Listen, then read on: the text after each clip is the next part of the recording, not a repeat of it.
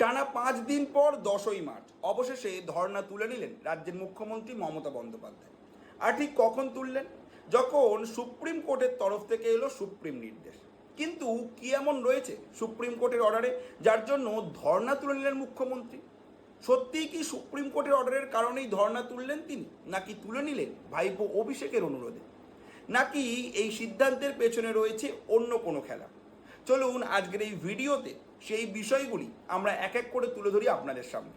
কারণ এই যে সিদ্ধান্ত নিয়েছেন মুখ্যমন্ত্রী, এর সাথে শুধু কিন্তু রাজনীতি নয়, এর সঙ্গে জড়িয়ে রয়েছে বাংলার ভোটার তালিকা, আসন্ন বিধানসভা নির্বাচন আর কয়েক লক্ষ মানুষের ভোটাধিকার। যদিও এই ঘটনা শুরুটা হয় 2026-এর 24শে ফেব্রুয়ারি, যখন সুপ্রিম কোর্ট নির্বাচন কমিশনকে স্পষ্ট নির্দেশ দিয়ে বলে যদি প্রয়োজনে লাগে তাহলে পশ্চিমবঙ্গের পাশাপাশি উড়িষ্যা এবং ঝাড়খণ্ড থেকে বিচারিক আধিকারিকদের আনা হোক এবং তাদের দিয়ে অ্যাডজুডিকেশন তালিকায় থাকা 63 লক্ষ নামের যাচাইকরণ দ্রুত শেষ করা হোক। এই নির্দেশ দেওয়ার পরেই রাজ্যে প্রকাশ করে দেওয়া হয় চূড়ান্ত ভোটার তালিকা। কিন্তু তখনও পর্যন্ত ওই যে অ্যাডজুডিকেশন তালিকায় ঝুলে থাকা 63 লক্ষ নামের যাচাইকরণ বাকি ছিল। তার উপর আবার নির্বাচন কমিশনের তরফ থেকে সাপ্লিমেন্টারি তালিকার প্রকাশও শুরু করা হয়নি।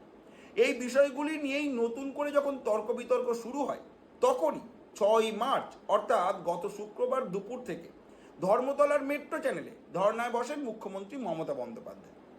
কিন্তু হঠাৎ করে 10ই মার্চ অর্থাৎ মঙ্গলবার দিন সুপ্রিম কোর্টে এসআইআর মামলার শুনানির পরেই এই ছবিটাই পুরোটা বদলে যায়।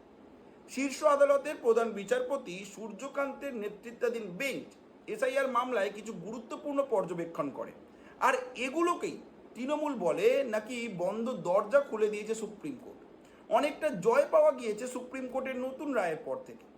কিন্তু প্রশ্নটা হলো, সেই অর্ডারে এমন কি ছিল যার কারণে এত বড় জয় দেখছে তৃণমূল? চলুন সেই অর্ডারটা একবার দেখে নেওয়া যাক। 10ই মার্চ সুপ্রিম কোর্টে এই মামলাটি ওঠে প্রধান বিচারপতি সূর্যকান্ত এবং তার নেতৃত্বে গঠিত বেঞ্চে। এই বেঞ্চে তার সঙ্গে ছিলেন বিচারপতি জয়মাল্য বাগজি এবং বিচারপতি আর মাধবন। কোর্টে তৃণমূলের আইনজীবী ছিলেন মেনকা গুরুস্বামী। তিনি সওয়াল করেন, এক, প্রায় 40 লক্ষ ম্যাপড ভোটার যারা আগে ভোট দিয়েছে তাদেরও অ্যাডজুডিকেশন তালিকায় রাখা হয়েছে। এক্ষেত্রে মেনকার যুক্তি ছিল সবাইকে একসঙ্গে সন্দেহের তালিকায় রাখা ঠিক নয়।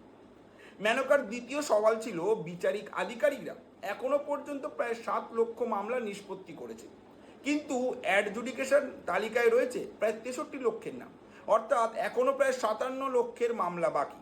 এক্ষেত্রে মেনকার বক্তব্য ছিল বর্তমান গতিতে কাজ চললে এই প্রক্রিয়া সময় মতো শেষ করা কঠিন হতে পারে, তাই নয় কি? এরপরেই প্রধান বিচারপতি সূর্যকান্ত যা বললেন তা থেকে আমরা কিন্তু তৃণমূলের জয় দেখতে পাচ্ছি না। বিচারপতি বলেন, বিচার বিভাগীয় আধিকারিকদের কাজ নিয়ে প্রশ্ন তোলা গ্রহণযোগ্য নয়। জুডিশিয়াল অফিসারদের নিয়ে প্রশ্ন তুললে সেটা মেনে নেওয়া হবে না। কোন সাহসে বিচার বিভাগীয় আধিকারিকদের নিয়ে প্রশ্ন তোলা হচ্ছে, সবাইকে সতর্ক করে দেওয়া হচ্ছে, এটা কিন্তু কোনোভাবেই বরদাস্ত করা হবে না। তালিকা বের হওয়ার আগেই, প্রক্রিয়া শেষ হওয়ার আগেই এমন আগাম আবেদন করে আদালতের সামনে এই ধরনের প্রশ্ন তোলা একটি ভুল বার্তা দেয়। এতে মনে হয় আবেদনকারীরা কিন্তু পুরো ব্যবস্থার উপর আস্থা রাখছে না। প্রধান বিচারপতি এরপর পরিষ্কার করে দেন এই প্রক্রিয়ার উদ্দেশ্য খুবই সরল। কি, কেমনভাবে সরল? যারা বৈধ ভোটার তারা অবশ্যই তালিকায় থাকবে, যারা অবৈধ ভোটার তাদের কিন্তু নাম বাদ দেওয়া হবে। অর্থাৎ যে কথা নির্বাচন কমিশন এতদিন ধরে বলে আসছে সেটাই আবার বলে সুপ্রিম কোর্টের বিচারপতি। এছাড়া বিচারপতি সূর্যকান্ত আরও জানান, যদি ভোটের একদিন আগেও কোনো বৈধ ভোটারের নাম তালিকায় না থাকে তাহলে সেটিকেও স্পেশাল কেস হিসাবে দেখবে ভারতের সুপ্রিম কোর্ট অর্থাৎ সর্বোচ্চ আদালত। অর্থাৎ সুযোগ শেষ হয়ে যায়নি। যারা এখনও নাম তুলতে পারেননি তাদের জন্য দরজা পুরোপুরি বন্ধ নয়। আদালত এই জন্য একটি নতুন অ্যাপিলেট ট্রাইব্যুনাল তৈরির কথাও বলেছে। কেন এই অ্যাপিলেট ট্রাইব্যুনাল তৈরি করা হবে? এই ট্রাইব্যুনালের কাজ হবে যাদের আবেদন ঝুলে আছে বা যাদের নাম নিয়ে সমস্যা দেখা গিয়েছে তাদের অভিযোগ দ্রুত বিচার করা। বেঞ্চের এই কঠোর মন্তব্যের পর মেনকা গুরুস্বামী কার্যত নিজের বক্তব্য স্পষ্ট করেন এবং ক্ষমা চেয়ে নেন। অর্থাৎ একদিকে তৃণমূলের যে আইনজীবী তাকে ক্ষমা চাইতে হয়, আবার অন্যদিকে নির্বাচন কমিশন যে কথা বলে আসছে সেটাই কিন্তু সুপ্রিম কোর্ট ঘুরিয়ে বলে। তাহলে এই ক্ষেত্রে তৃণমূল কিভাবে জয় দেখছে? সেটা কিন্তু যদিও এখনো পর্যন্ত আমরা বুঝতে পারলাম না।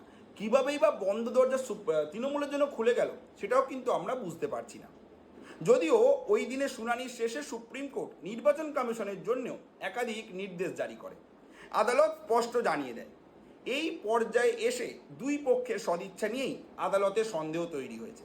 এটাও আমরা আগে বলেছি যে অন্যান্য রাজ্যেও কিন্তু এসআইআর হচ্ছে, সেখানেও বিজেপি শাসিত সরকার না থাকলেও এত ঝামেলা কিন্তু কোথাও দেখা যাচ্ছে না যতটা পশ্চিমবঙ্গে দেখা যাচ্ছে। যদিও কমিশনকে যে নির্দেশিকাগুলো সুপ্রিম কোর্ট 10ই মার্চ অর্থাৎ মঙ্গলবার দিন দিয়েছে, তার মধ্যে এক, পোর্টালে সমস্ত তথ্য রিয়েল টাইম আপডেট করতে হবে কমিশনকে। দুই, কারোর নাম যদি বাদ যায় সঙ্গে সঙ্গে সেই নাম বাদ যাওয়ার কারণ জানাতে হবে কমিশনকে। তিন, নির্বাচন সংক্রান্ত কোনো বিজ্ঞপ্তি জারি করার আগে কলকাতা হাইকোর্টের প্রধান বিচারপতির সঙ্গে পরামর্শ করতে হবে। চার, সাপ্লিমেন্টারি তালিকা প্রকাশের ক্ষেত্রেও হাইকোর্টের প্রধান বিচারপতির পরামর্শ নিতে হবে। পাঁচ, বিচার বিভাগীয় আধিকারিকদের সাম্মানিক ও সমস্ত খরচ নির্বাচন কমিশনকেই বহন করতে হবে। অর্থাৎ সব মিলিয়ে নির্বাচন কমিশনকেও যে নির্দেশিকা দিয়েছে সুপ্রিম কোর্ট, তাতেও আমরা তৃণমূলের জয় এখন অবধি দেখতে পেলাম না।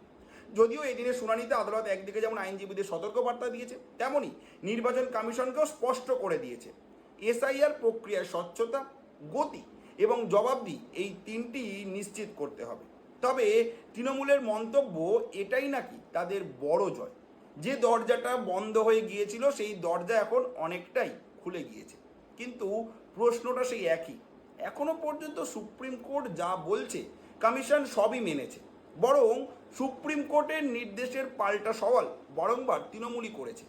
এসআইআরের উদ্দেশ্য যে বৈধ ভোটারদের নাম বাদ দেওয়া নয়, সেই কথা আমরা প্রত্যেকেই জানি, সেই কথা প্রতিবার বলেছে প্রত্যেকে, কিন্তু সেই কথাতেই নতুন করে স্বস্তি কীভাবে পেলেন মমতা অভিষেক বন্দ্যোপাধ্যায়রা? তাই প্রশ্নটা আবার ফিরে আসে, এই অর্ডারের পর কেন ধর্ণা তুলে নেওয়া হলো? এর কারণটা রাজনৈতিক কৌশল নয় তো? চলুন সেটাও আমরা আপনাদের সামনে বুঝিয়ে দিই কীভাবে। খুব শীঘ্রই রাজ্যে ঘোষণা হতে পারে বিধানসভা নির্বাচনের নির্ঘণ্ট। তৃণমূল নেতৃত্বের ধারণা, প্রধানমন্ত্রী নরেন্দ্র মোদীর ব্রিগেড সভার কয়েকদিনের মধ্যেই ভোটের ঘোষণাও হয়ে যাবে। সেই ক্ষেত্রে ভোটের ফল প্রকাশ পর্যন্ত প্রায় 50 থেকে 55 দিন ময়দানে থাকতে হবে তৃণমূল নেতৃত্ব সহ গোটা দলকে, এবং এই সময়টাতে দলীয় সংগঠনকে সক্রিয় রাখাই সবচেয়ে বড় কাজ। তাহলে এই কারণেও মমতা বন্দ্যোপাধ্যায় নিজের কর্মীদের ইতিমধ্যেই নতুন নির্দেশও দিয়েছে। তিনি বলেছেন, এখন মাঠে নেমে মানুষের কাছে যেতে হবে, যাদের নাম তালিকায় ওঠেনি, যাদের নাম বাদ পড়েছে বা যাদের আবেদন এখনো পর্যন্ত বিচারাধীন অবস্থায় রয়েছে, তাদের সাহায্য করতে হবে। বুথ স্তরের নেতৃত্ব থেকে শুরু করে পঞ্চায়েত ও পুরসভার নেতাকর্মীদের এই কাজের দায়িত্ব দেওয়া হয়েছে। অর্থাৎ রাজনৈতিক কৌশল বাস্তবায়ন করাই কি এই ধর্ণা তুলে নেওয়ার মূল উদ্দেশ্য? যদিও আমাদের মতে গত 5 দিন যথেষ্ট হয়রানির শিকার হয়েছে কলকাতার মানুষজন। তৃণমূলের প্রত্যেকেই বুঝে গিয়েছেন এই গিমিক দিয়ে ভোট যেটা কিন্তু সম্ভব নয়। মানুষ এটা মেনে নিচ্ছেন না, তাই মুখ্যমন্ত্রী এক প্রকার বাধ্য হয়েই এই ধর্ণা তুলে নিলেন। আবার আমরা কিন্তু প্রত্যেকেই জানি যে রাজ্যে ইতিমধ্যেই কেন্দ্রীয় বাহিনী নেমে গিয়েছে। এই অবস্থায় রাজ্য পুলিশকে ধর্মতলায় আটকে দিলে কোথায় গিয়ে কেন্দ্রীয় বাহিনী কী খেলা দেখাবে, সেটাও কিন্তু একটা বড় চিন্তার কারণ হয়ে গিয়েছে মমতা বন্দ্যোপাধ্যায়, অভিষেক বন্দ্যোপাধ্যায়ের কাছে। তাই তড়িঘড়ি এই জবনিকা পতন হলো না তো? এখন দেখার বিষয় আগামী 25শে মার্চ সুপ্রিম কোর্টের পরবর্তী শুনানিতে আর কি কি নির্দেশ আসে, আর সেখান থেকে আর কি কি বড় জয় আসে তৃণমূলের। আপনারা কি মনে করছেন, এই ধর্ণা কেন তুলে নিলেন মুখ্যমন্ত্রী? কমেন্টে অবশ্যই আপনাদের মতামত জানাবেন। ভিডিওটি ভালো লাগলে লাইক, শেয়ার এবং সাবস্ক্রাইব করতে ভুলবেন না। আমরা আবার আসছি পরের ভিডিও নিয়ে। ততক্ষণ ফলো করুন আমাদের ইন্ডিয়া হুডের পেজটিকে এবং চ্যানেলটিতে, আর দেখতে থাকুন অন্যান্য বিশ্লেষণগুলি।